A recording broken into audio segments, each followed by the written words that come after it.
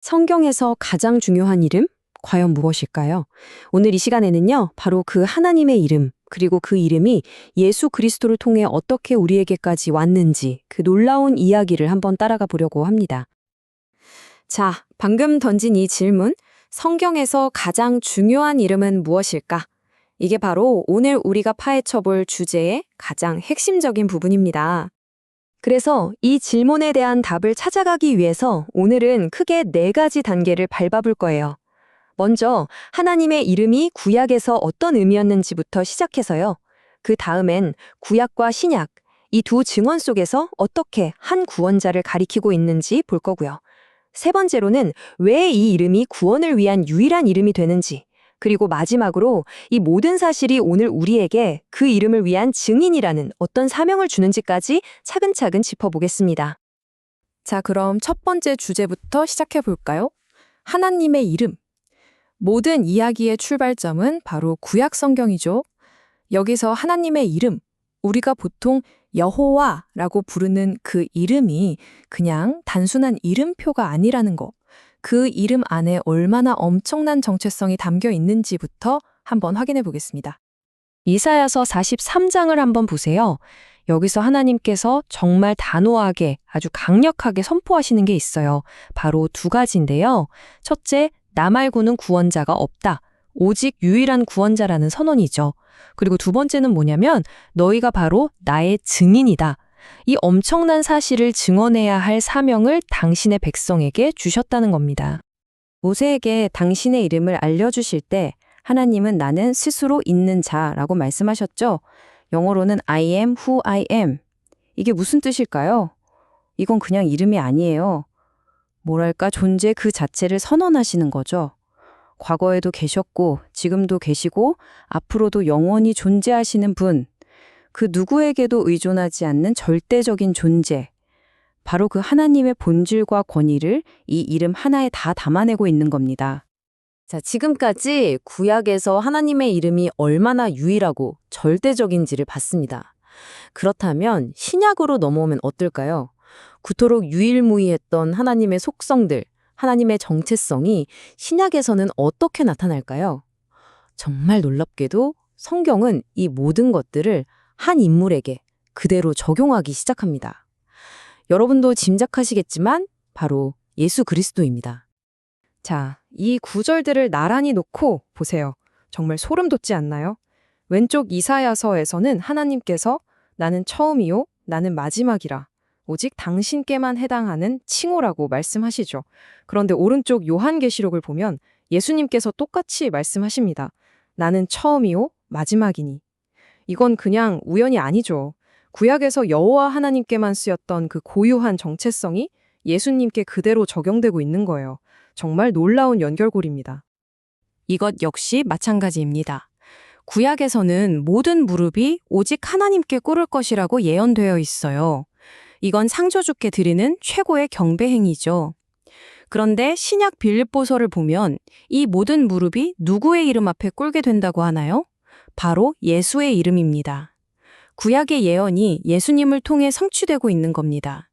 하나님께만 돌려져야 할 그 영광과 경배가 예수님께 드려지고 있는 거죠.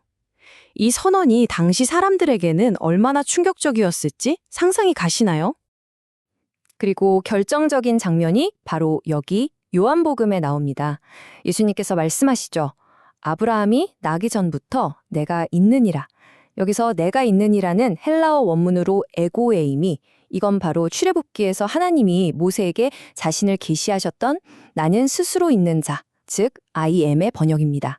이건 그냥 내가 먼저 존재했다는 뜻이 아니에요. 나는 영원한 존재다. 바로 하나님의 이름을 직접 선포하신 겁니다. 그래서 이 말을 들은 유대인들이 어떻게 반응했죠? 돌을 들어 치려고 했잖아요. 그들은 예수님의 주장이 무슨 의미인지 정확하게 알아들은 겁니다. 이건 명백한 신성선언이었으니까요. 그러니까 신약 성경이 그려내는 그림은 점점 더 명확해집니다. 하나님께서 예수님을 지극히 높여서 모든 이름 위에 뛰어난 이름을 주셨다고 하잖아요. 이건 그냥 새로운 멋진 이름을 주셨다는 게 아니에요. 바로 아버지 하나님의 그 신적인 권위와 본질, 그 이름의 영광을 예수님께 부여하셨다는 의미입니다. 두 분이 하나라는 거죠. 자, 그렇다면 하나님과 예수님께서 이처럼 동일한 신적 정체성을 공유하신다는 사실이 우리에게 대체 왜 중요할까요? 바로 이 지점에서 세 번째 주제, 인류에게 가장 중요한 문제인 구원의 이야기로 넘어가게 됩니다. 구원. 참 많은 사람들이 다양한 길을 이야기하죠. 하지만 사도행전은 여기에 대해서 정말 놀라울 정도로 단호하고 배타적이기까지 한 선언을 합니다. 구원을 받을 수 있는 이름은 딱 하나뿐이라는 거죠. 다른 이로서는 구원을 받을 수 없나니 천하 사람 중에 구원을 받을 만한 다른 이름을 우리에게 주신 일이 없음이라. 정말 단호한 선포 아닌가요? 다른 가능성은 없다는 겁니다. 구원은 오직 예수 그리스도의 이름, 그 이름의 권세와 능력 안에서만 주어진다는 거죠. 사도 바울은 로마서에서 이 논리를 정말 기가 막히게 완성합니다. 한번 보세요. 먼저 구약 요엘서의 예언을 가져옵니다. 누구든지 여호와의 이름을 부르는 자는 구원을 얻으리라. 이건 구약의 약속이죠. 그런데 바울은 이어서 뭐라고 선언하죠? 네가 만일 내 입으로 예수를 주로 시인하면 구원을 받으리라. 그리고 마지막에 쐐기를 박습니다. 요엘서의 그 구절, 주의 이름을 부르는 자는 구원을 받으리라를 다시 한번 인용하면서 여기서 말하는 주가 바로 주 예수라고 명확하게 연결시켜버리는 겁니다. 구약에서 여호와의 이름을 부르는 행위가 신약에서는 곧 예수의 이름을 부르는 행위와 같다는 거죠. 정말 놀라운 논증입니다. 자, 이제 거의 다 왔습니다. 예수의 이름이 구원을 위한 유일한 이름이라는 사실까지 확인했어요. 그렇다면 그게 끝일까요?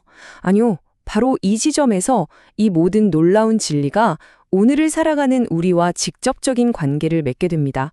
바로 우리의 사명에 대한 이야기죠. 이것도 한번 비교해 보세요. 정말 데칼코마니 같지 않나요? 구약에서 여호와 하나님은 이스라엘 백성을 향해 너희는 나의 증인이다 라고 말씀하셨죠.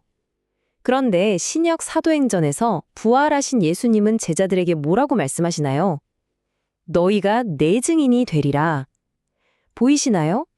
하나님의 증인이었던 사명이 이제 예수 그리스도의 증인이 되는 사명으로 완벽하게 이어지고 있는 겁니다. 역사는 단절된 게 아니었던 거죠. 그리고 초대교회 사도들의 삶을 보면 이 증인이라는 말이 그냥 이름뿐인 직함이 아니었다는 걸 알 수 있어요.